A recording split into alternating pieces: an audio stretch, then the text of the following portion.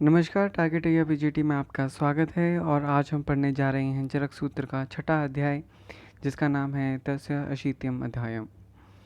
चरक ने अपने सूत्र स्थान के छठे अध्याय में ऋतुचर्या का वर्णन किया है। वहीं पे सुश्रुत ने भी सूत्र स्थान के छठे अध्याय में ही ऋतुचर्या का वर्णन किया है। इससे आपको रेफरेंस याद करने के लिए आसानी होगी।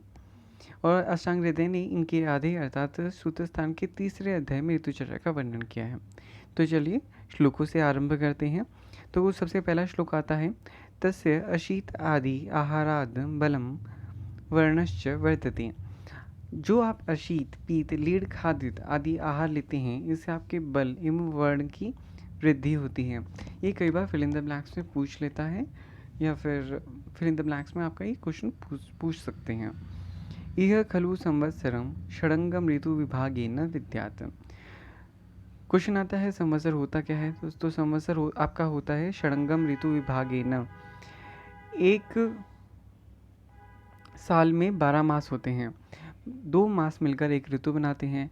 इस प्रकार से आपकी 6 ऋतुओं में जो विभाजन होता है, इसे संवत्सर कहते हैं। फिर आता है तत्र आदित्यस्य उदग अयनम आदानम।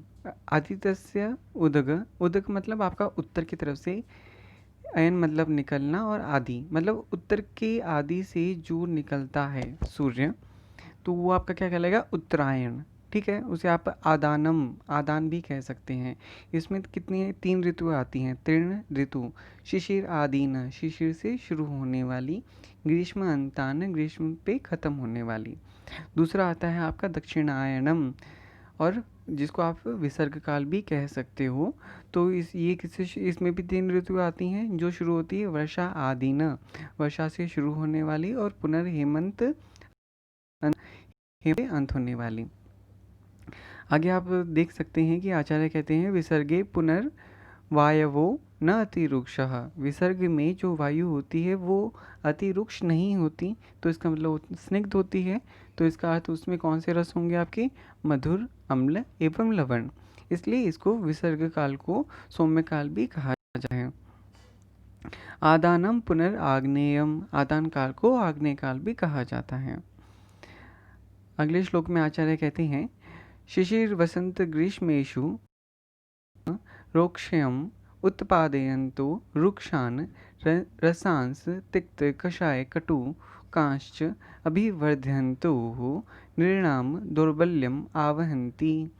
तो कहते हैं जो शिशिर, वसंत, ग्रीष्म, ये 3 ऋतुएं होती हैं आपकी आग्नेय काल में। तो इसमें यथाकर्म रुक्षता बढ़ती है, मतलब शिशिर में सबसे कम होती है और ग्रीष्म में सबसे ज़्यादा। और इसमें क्रमशः तिक्त, कषाय, कटु कर के रस का विवर्धन होता है। मतलब शिशिर में आपका तिक्त रस होगा, वसंत में आपका कषाय रस होगा, और ग्रीष्म में आपका कटु रस होगा। और इसी के साथ आपकी दुर्बलता भी बढ़ती है, अर्थात शिशिर में आपसे कम दुर्बलता होगी, और ग्रीष्म में आपकी सबसे ज़्यादा दुर्बलता होगी। फिर आते हैं विसर्ग काल के लिए। आचार्य कहते हैं, वर्षा शरद हेमंतेषु तु दक्षिणार अभिमुखेरकेः। मतलब वर्षा, शरद, हेमंत जो ऋतुएं होती हैं, इसमें जो सूर्य होता है वो दक्षिण से निकलता है, इसलिए इसको दक्षिणायन भी कहा जाता है। और इसके लिए क्या कहा गया है, काल मार्ग, मेघ, वात, वर्षा, अभिहत प्रतापे। इनकी वजह से क्या होता है कि जो सूर्य की जो किरणें होती हैं, उनका जो तेज होता है, जिस वजह से उसमें अरुक्ष होता है, मतलब उसमें जो रुक्षता होती है वायु में उतनी नहीं होती एज कंपेयर टू आग्नेय। अगले श्लोक में आचार्य कहते हैं, यहाँ पे आप महेंद्र सलील देखें, तो महेंद्र सलील का अर्थ होता है आपका वर्षा का जल। तो वर्षा के जल से विसर्ग काल कहलाता है, सौम्य काल कहलाता है। फिर आता है आपका आदाव अंते च दौर्बल्यम विसर्ग आदान योर निर्णाम मध्य मदम मध्य बलम तु अंते श्रेष्ठम अग्रे च निर्दिशीत। आदि और अंत किसके, आदान का अंत और विसर्ग का आदि, इन दोनों में ये जो बल होता है वो सबसे दुर्बल होता है। तो ये आपके कौन से जो होंगे, ये हम एक टेबल फॉर्म में यहाँ पे हमने लिखा है, इसमें देख लेते हैं कि जो आपका, ठीक है, इसको थोड़ा सा एडजस्ट कर लेते हैं, हाँ ठीक है। तो आपका आग्नेय काल का जो अंत है अर्थात ग्रीष्म ऋतु, और विसर्ग काल का जो आदि है अर्थात वर्षा ऋतु, इसमें सबसे अल्प बल होता है अर्थात सबसे वह दुर्बल होता है। फिर मध्य मध्य बलम अर्थात इसका बसंत एवं शरद, इसमें जो बल होता है यह मध्य बल का होता है। और तू अंत्य श्रेष्ठतम, तो अंत मतलब इसका शिशिर और इसका हेमंत, इन दोनों में जो बल होता है वह श्रेष्ठ होता है। जैसे हमने उपरोक्त श्लोक में भी पढ़ा कि जो आग्नेय काल है इसमें शिशिर में सबसे अल्प रुक्षता होती है और ग्रीष्म में सबसे ज़्यादा, और इसमें शिशिर में तिक्त रस होता है, वसंत में कषाय, ग्रीष्म में कटु, ऐसे ही वर्षा में अम्ल, शरद में लवण और हेमंत में मधुर। इसको अगर आप याद करना चाहें तो ये तो आप सीक्वेंस वाइज याद रखते ही हैं, शिशिर, वसंत, ग्रीष्म, वर्षा, शरद और हेमंत। इनको आप ऐसे याद रखना है, मधुर, अम्ल, लवण, कटु, तिक्त, कषाय। तो जो लिखने का पैटर्न है वो सेम है, मधुर, अम्ल, लवण, कटु, तिक्त, कषाय। तो इसे आपको ये याद रह जाएगा कि इसे कैसे याद रखना है। तो चलिए अगले श्लोक पर आते हैं। तो अगले श्लोक पे हेमंत ऋतु शुरू होती है, तो हेमंत ऋतु से इन्होंने प्रारंभ किया है, तो इस बात का आप ध्यान रखिएगा। तो लास्ट में हम पढ़ेंगे कि किस आचार्य ने किस ऋतु से आरंभ किया है, तो कई बार ये क्वेश्चन भी पूछ लेते हैं। तो इसके लिए कहते हैं, बलिनाम बलि पक्ताम भवति हेमंते मात्रा द्रव्य गुरुशमः। जो हेमंत ऋतु होती है, पक्ता अर्थात जठराग्नि, इसमें वह बहुत बलवान होती है, जिस वजह से वह मात्रा में गुरु मतलब ज़्यादा भोजन को, और जो द्रव्य में गुरु है, ठीक है, इन दोनों को पचाने में वह क्षमा मतलब उसकी क्षमता रहती है। इसके साथ हम एक बार ये देख लेते हैं कि ये वात पित्त और कफ का प्रकोप किस ऋतु में होता है, आगे हमें पढ़ने को मिलेगा, तो उसमें ये हेल्प करेगा। तो वात का जो आपका प्रकोप होता है वो होता है आपका ग्रीष्म, वर्षा और शरद में। पित्त का आपका प्रकोप होता है वर्षा, शरद और हेमंत में। और कफ का प्रकोप होता है शिशिर, वसंत और ग्रीष्म में। ये है वाग्भट के अकॉर्डिंग। और सुश्रुत और जरक ने क्या किया है, शिशिर की जगह हेमंत माना है, और सुश्रुत ने वर्षा की जगह इसमें प्रावट माना है। तो बाकी सब सेम रहेगा, और इस अकॉर्डिंग आप, क्योंकि इसमें से भी सवाल पूछे जाते हैं कि किस ऋतु में किसका संचय, प्रकोप या फिर प्रशमन हो रहा है, ठीक है। तो ये आपके तीनों आचार्य के अकॉर्डिंग हो गए। अगले श्लोक में आचार्य कहते हैं, तस्मात् तुषार समय कहा जाता है आपका हेमंत को, और कुसुम आग में कहा जाता है वसंत को। तो ऐसे ही कुछ शब्द जो ऋतुओं को बोधित करते हैं वो हैं, तुषार समय, शिशिर आग में, हिम आग में, ये कहा जाता है हेमंत को। कुसुम आग में, कुसुम अर्थात आपके फूल वगैरह होते हैं, तो वो कब खिलते हैं, बसंत में, तो इसलिए इसको बसंत के लिए कहा जाता है। निधाग और धर्मकाल, ये ग्रीष्म को कहा जाता है। धनात्य और धारा धरात्य, ये कहा जाता है शरद को। अब्रकाल कहा जाता है वर्षा को। और सुश्रुत ने प्रावट बताई है, तो उस प्रावट को कहा जाता है तापात्य। हेमंत ऋतु के लिए आचार्य कहते हैं, बिलेशानाम मांसानी प्रसहानाम भूतानी च। वह कहते हैं बिलेशानाम मांसानी अर्थात बिल में रहने वाले जीव जंतुओं का मांस लेना चाहिए। प्रसहानाम, प्रसहानाम मतलब जो अपना भोजन खुद नहीं बनाती एवं दूसरों से छीन कर खाते हैं, जैसे आपके चील, कौवा आदि, तो उनको भून कर उनका मांस खाना है। उसके ऊपर से बक्षेन मदिराम, उसके ऊपर से आप मदिरा, सिद्धू और मधु का अनुपान के रूप में नर को प्रयोग करना चाहिए। च आनुप पिबेन नरः। अगले श्लोक में आचार्य कहते हैं, हेमंते अभ्यस्तस्य तोयम उष्णम च आयुर्न हीयते। आचार्य कहते हैं कि हेमंत ऋतु में आपको उष्णम तोय अर्थात उष्ण जल का पीने की जो हैबिट है वो बना लेनी चाहिए। इससे आपकी आयु आयुहीन नहीं होती। ऐसा इसलिए क्योंकि हेमंत के बाद आता है आपका शिशिर ऋतु, और शिशिर ऋतु में हेमंत ऋतु के मुकाबले काफ़ी ज़्यादा ठंड बढ़ जाती है। तो अचानक से आप उसमें शुरू करते शिशिर ऋतु में, तो वो प्रोटेक्टिव मैकेनिज्म नहीं हो पाता। इसलिए आपको प्रिपेयर्ड होकर हेमंत ऋतु से ही उष्ण तोय अर्थात उष्ण जल का शुरू करना होता है।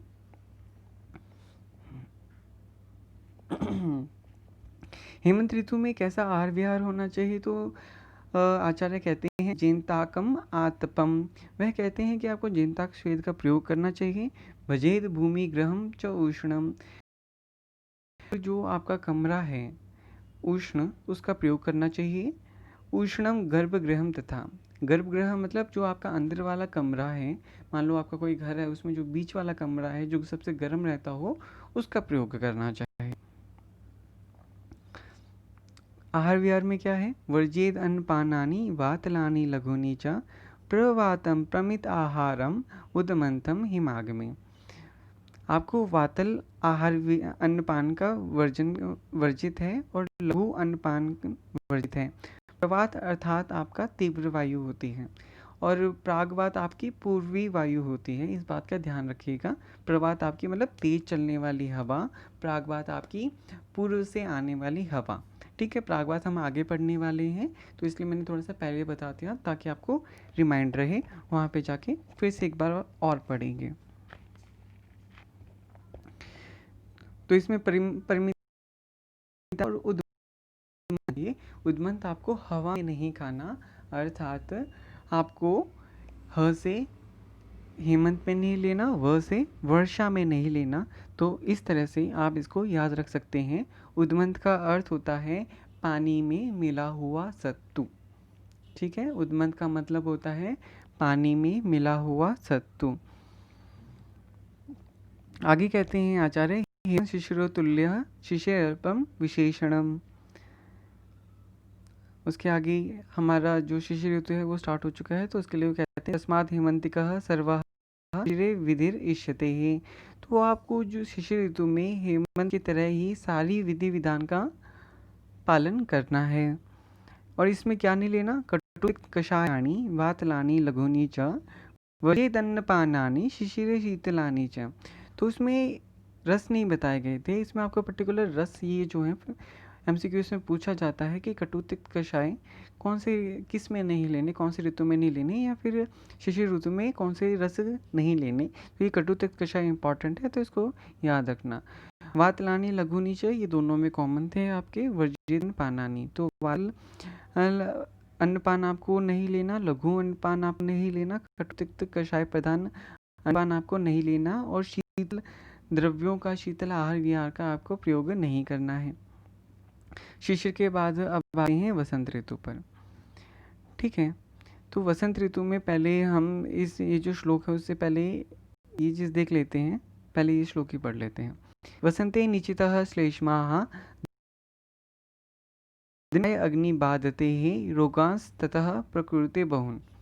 जैसे हमने यहाँ पे देखा था कि जो कफ है ये शिशिर मतलब हेमंत चरक के अकॉर्डिंग हेमंत में संचित होता है, वसंत में इसका प्रकोप होता है, और ग्रीष्म में इसका प्रशमन होता है। ठीक है, अब यहाँ लोग भी ऐसे ही कहता है, कहाँ गया, ये रहा। तो ये वसंते निचितः श्लेष्मा, हाँ, तो ये आपसे क्या कहता है कि हेमंत में जो श्लेष्मा जो आपका संचित हुआ था वो अब वसंत में पिघल रहा है सूर्य की किरणों के प्रताप से, और वो कहाँ जा रहा है? आपका कोष्ठ में जा रहा है। कोष्ठ में जाके वो आप क्या कर रहा है? काय अग्नि बाधती है, आपकी काय अग्नि को बाधन कर रहा है, जिस वजह से आपको अनेक बहु प्रकार के रोग हो रहे हैं। इसलिए तस्माद वसंते कर्माणि, इसलिए वसंत ऋतु में आपको वमन आदि कर्माणि, वमन जो कर्म होते हैं, पंचकर्म होते हैं, कार्य उनको करना चाहिए। और गुरु स्निग्ध मधुर रस प्रधान अन्नपान दिवा स्वप्न का वर्जन, अर्थात ये आपके लिए वर्जित है।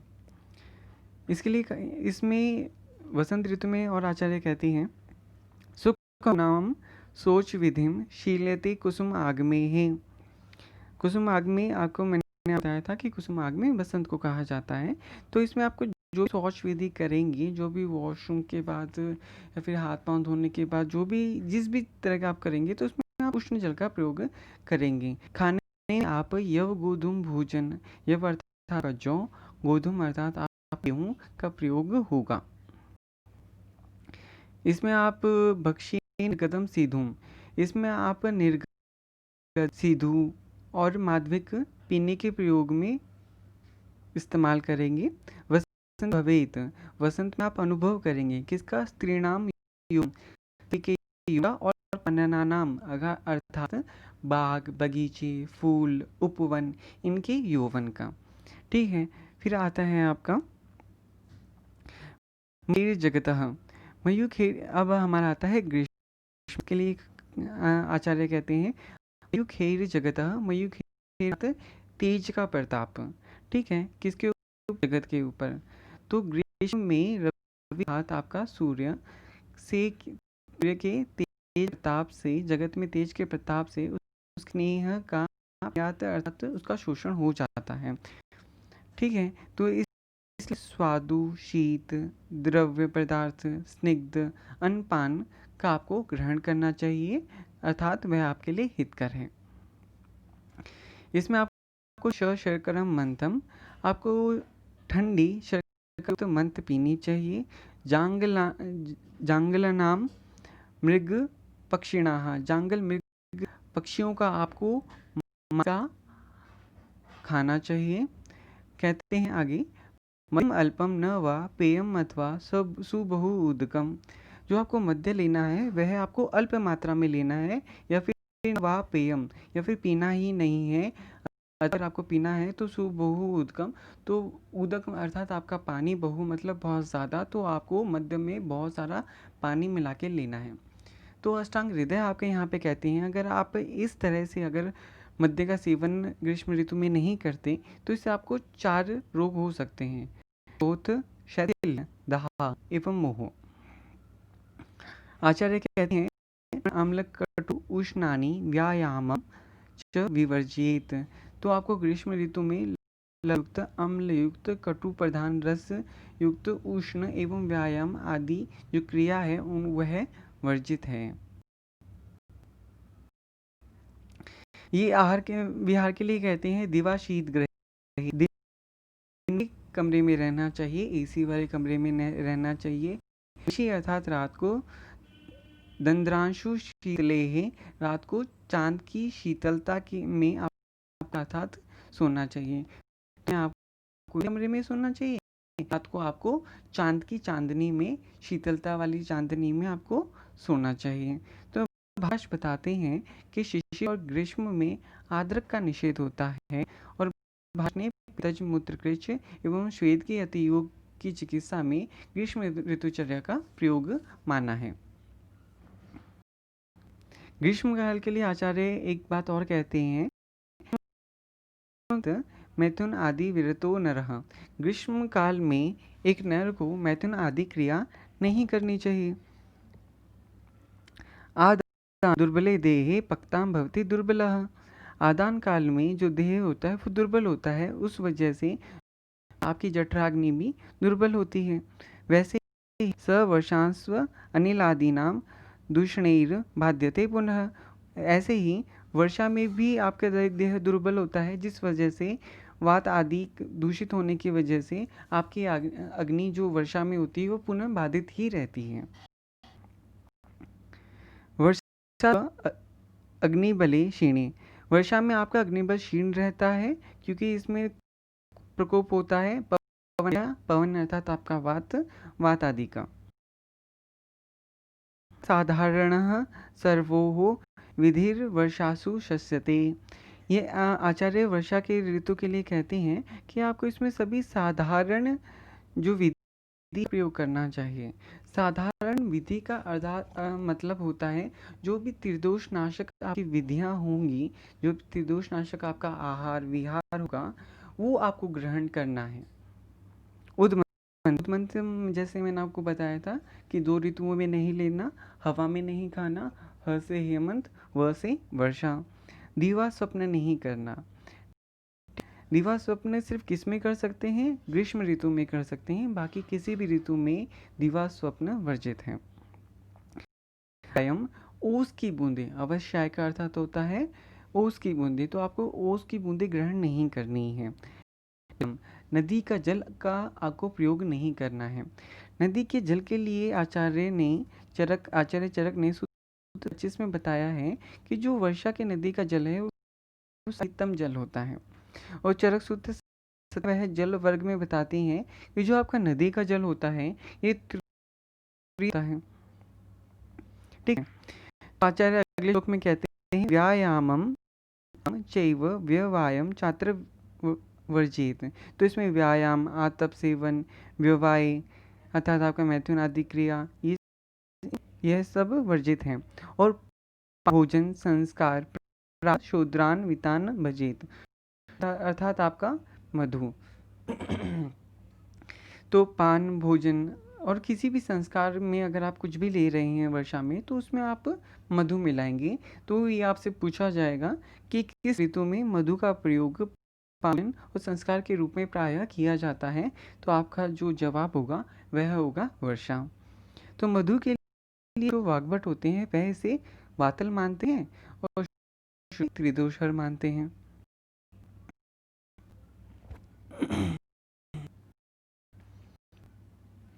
फिर आता है शरद ऋतु। शरद ऋतु के लिए आचार्य कहते हैं जो शरद ऋतु है, शरद ऋतु में प्रायः पित्त प्रकोपित होता है, इसलिए जब पित्त प्रकोपित हो रहा है तो रक्त भी के साथ प्रकोपित होता है। तो इसमें आपको शरद ऋतु में अन्नपान कैसा लेना चाहिए? अन्नपानम मधुरम लघु शीतम सतिक्तकम पित्त सेव्यम। आपको मधुर आहार लेना चाहिए, लघु आहार लेना चाहिए, शीतल आहार लेना चाहिए। ठीक है, सतिक्तकम तिक्तयुक्त आहार लेना चाहिए एवं शमन करता हो ऐसे आहार विहार का आपका प्रयोग है। फिर उन्होंने कहा है यव गोधूमान, तो यव अर्थात आपका जो, गोधूम अर्थात आपका गेहूँ, तो इनका आपको प्रयोग करना चाहिए। तो ये लाइन और कहाँ आई थी? ये हमने पढ़ी थी भी। ठीक है, आगे वह कहते हैं त्रिशः पानम वीरेको रक्त मोक्षणम। तो इसमें आपको प्रयोग करना चाहिए पान के रूप में, विरेचन करना चाहिए एवं रक्त मोक्षण कराना चाहिए शरद ऋतु में। ये आपसे पूछा जाता है कि रक्त मोक्षण किस में कराना चाहिए, विरेचन किस में कराना चाहिए, तिक्त का प्रयोग किस में कराना चाहिए, होगा शरद ऋतु। आगे कहते हैं वस्तेलम अवश्यायम उदकम अनुपमाहिषम। तो इसमें वसा तेल अवश्य आपकी उसकी बूंद, उदक अनुपमाहिषम, दिवा स्वप्न, प्रागवात अर्थात आपकी प्रभात, हमने जो ऊपर पढ़ा था तीव्र वायु, वर्जित है। अगले श्लोक में हैं ये जो ग्रीन लाइन से जो हाईलाइटेड है ये मोस्ट इम्पॉर्टेंट है, और जो रेड या ऑरेंज कलर से जो हाईलाइटेड है वो इम्पॉर्टेंट है। ठीक है, इस बात का ध्यान रखिएगा कि जो ग्रीन वाला है वो मोस्ट इम्पॉर्टेंट है, तो उसको आपको हमेशा याद रखना ही है। फिर आगे आते हैं प्रियांशु संतम। ये किस अब हम पढ़ने जा रहे हैं हंसोदक। हंसोदक क्या होता है?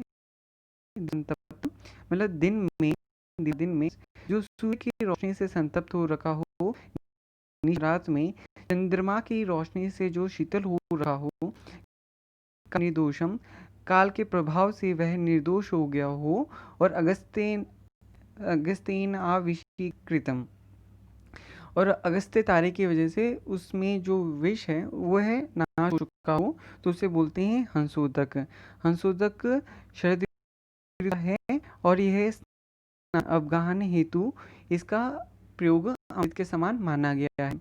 इसलिए चरक सूत्र 27 में एक लाइन है, राजा ही रात राजा जल पीते हैं, कौन सा? शरद ऋतु जल पीते हैं, हंसोदक वाला जल पीते हैं, और चरण 23 में शरद में विष का प्रभाव सबसे कम माना गया है तारा की वजह से। ठीक है, चरण हम आगे पढ़ेंगे 7 वाला। फिर आता है शरद काले प्रशस्ते इंदुर शमयः। तो आपको शरद काल में सायंकाल में प्रकोप होता है और इसमें आपको रात को शीत प्रशमन चांद की जो रोशनी है वो ग्रहण करनी है, क्योंकि जो चांद की रोशनी है वह शीतल होती है और वह पित्त प्रशमन करने वाली होती है। यो चित्त्य उदकः ये जो यदो चित्त्याद ओक साथ में है।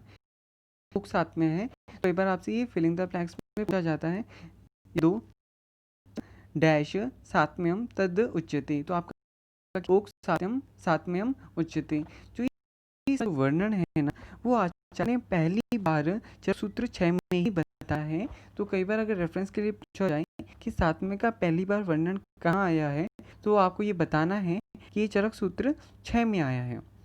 चरक में 3 प्रकार के सातवें माने गए हैं एवं अवर को आप अल्प भी बोल सकते हैं। तो ये आपकी फर्स्ट चॉइस रहेगी। अगर आपसे पूछा जाए सात में कितने प्रकार के होते हैं, तो आप 3 लगाएंगे। और रसों के कितने होते हैं? 7। आगे अब ये टेबल फॉर्म में हम देख लेते हैं। तो माचे जाते हैं, जैसे आपको बताया था कि हमारी 6 ऋतुएं होती हैं, मिलके बनते हैं, 2 मास से मिलके बनते हैं। तो चरक माघ फाल्गुन मानते हैं। शारंगधनी ये जो है ये राशि बताई है। ठीक है, तो ये हम आगे में पढ़ेंगे। पहले माह के नाम देख लेते हैं। तो बसंत और सुश्रुत के अनुसार मधु माधव, आषाढ़ सुश्रुत के अकॉर्डिंग शुचि शक्र, भाद्रपद और सुश्रुत में नव नवस्य, अश्विनी कार्तिक और सुश्रुत में ईश ऊर्जा, पौष और सुश्रुत में सहस्र। और जो हैं वह राशियों के अकॉर्डिंग उन्होंने इनको बांटा है। तो उन्होंने सुश्रुत का लिया है, सुश्रुत नहीं लिया। हाँ, नहीं, उन्होंने इन वो माने हैं, क्या माने हैं, ये आपकी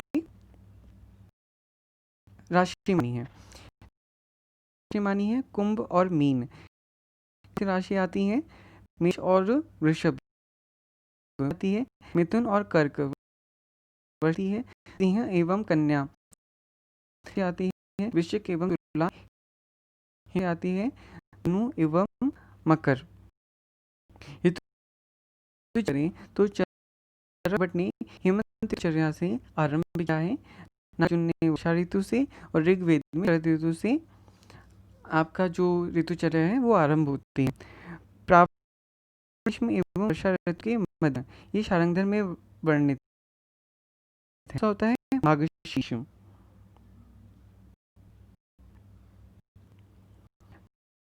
आपका रात आरंभ काल, मतलब आपका सायंकाल शाम जब सूरज ढल जाता है और रात नहीं होती, आपका लगभग 6-7 बजे जो होता है वो आपका प्रदोष काल होता है। वाग्भट एवं काश्यप ने बताया है, पर हमेशा ये बताया जाता है किसने नहीं बताया, तो आपको याद रखना है सुश्रुत ने संशोधक का वर्णन नहीं किया है। तो एमसीक्यू में मोस्टली ये पूछा जाता है कि तो कौन से ऋतु में, शरद ऋतु में, ठीक है, और किसने नहीं माना, सुश्रुत ने नहीं माना। आप हंसोदक कैसे याद रख सकते हैं कि हंसोदक तभी बनता है जब सर के ऊपर अगस्त हो। ठीक है, जब सर के ऊपर जल के सर के ऊपर अगस्त का तारा होगा तभी उसका निर्विषीकरण होगा। तो जो सर मतलब शरद ऋतु, तो इसे आप याद रख सकें कि हंसोदक आपका शरद ऋतु में होता है। भाव प्रकाश हंसोदक की जगह अंशुदक। वाग्भट ने ऋतु संधि बताई है, इसमें कुल 14 दिन होते हैं। गत ऋतु जो आप ऋतु चल रहा है उसका अंतिम सप्ताह एवं जो नया ऋतु आने वाला है उसका सप्ताह। फिर आता है ये आपका कारंगधर ने बताया है। इसमें क्या आता है, कार्तिक माह के अंतिम 8 दिन और अगस्त मास के प्रारंभिक दिन। इसमें टोटल आप 16 दिन होते हैं। याद रखिएगा, ऋतु संधि आपसे ज़्यादा नहीं पूछा जाता, पर यमदंष्ट्रा आपसे पूछा जाता है कि मतलब इसमें कितने दिन होते हैं और कौन से इसमें कौन सी ऋतु के आखिरी के 8 दिन होते हैं, कौन सी ऋतु के प्रारंभ के 8 दिन होते हैं। आई होप आपको आज की क्लास अच्छी लगी हो। अगर आपकी क्लास अच्छी लगी तो आप हमारे चैनल लाइक, सब्सक्राइब और शेयर कर सकते हैं। आप हमें आपका अगर कोई सुझाव हो तो आप हमें कमेंट बॉक्स में ज़रूर बताइएगा। आपको ये वीडियो भी कैसे लगी, अच्छी लगी, बुरी लगी, कैसे भी हो, आप कमेंट ज़रूर कीजिए। अगर आप ये वीडियो आप पूरी देख रहे हैं तो आप कमेंट ज़रूर कीजिए, क्योंकि पता चलता है कि मतलब इसमें और हम क्या प्रोग्रेस कर सकते हैं, कहाँ अगर कोई कमी रह गई है तो हम और ऐड ऑन क्या कर सकते हैं। ठीक है, धन्यवाद।